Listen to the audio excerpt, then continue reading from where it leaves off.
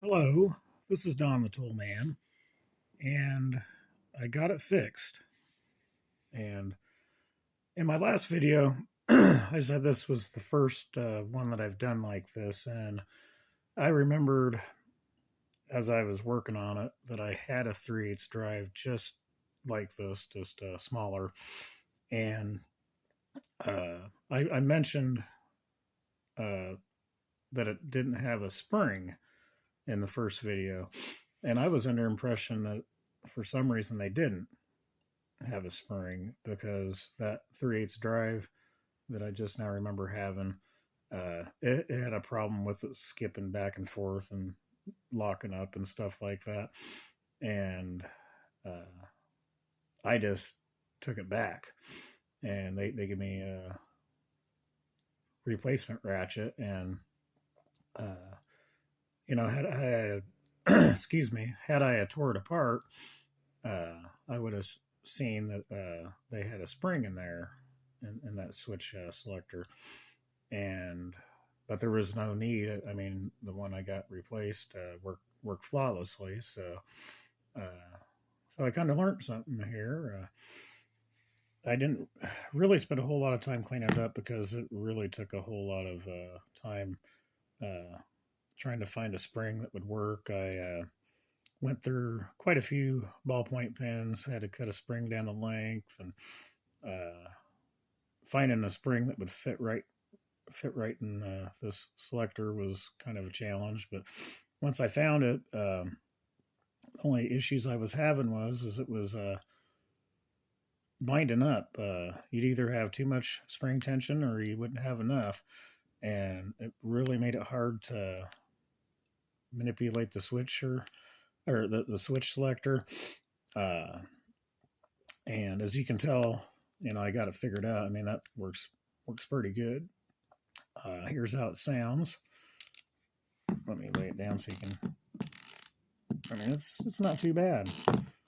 Uh, but yeah, if you didn't have, I had to just find a sweet spot is what I really did, because if you didn't, if you had too much, it'd make it hard, like I said. But then if you had too little, when you'd switch this over, that little plunger would skip past the pawl and it would get wedged up right there and inside the ratchet body, and then you just had nothing at that point. And so yeah, just kind of getting that figured out was kind of a chore. But I'm really glad that I stuck with it. Learned a little something there, and uh, I'll be able to take this to work with me and stuff. I really don't want to take my tools to work, that's for sure. So if they have any more tools that are in dire needs, especially like that Pittsburgh Pro 3/8 drive, it's pretty rusted up, locked up and stuff. I might just see if I can bring that home and work on it, and then I can get you guys another video out on it and stuff. But yeah, I just really spent some time getting this one going. It was uh, it was really tricky, that's for sure. But I just can't wait to put it to use and see what it does. Uh, is it good ratchet? Well, if it works, yeah. Do I think it's high quality?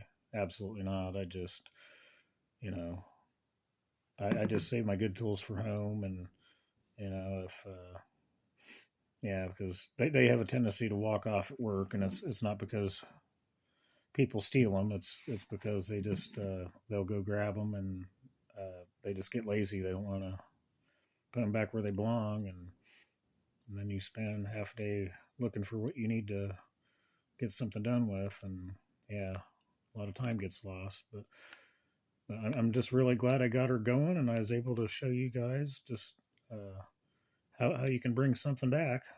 As far as how this was found with all the parts out, I'm assuming somebody probably took it apart and it was just too much for them, and the spring got lost in the process or something. I don't know.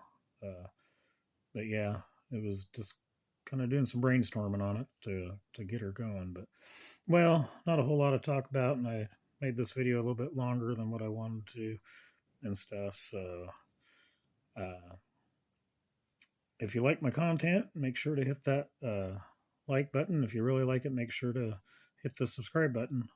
I greatly appreciate it. Thanks for watching.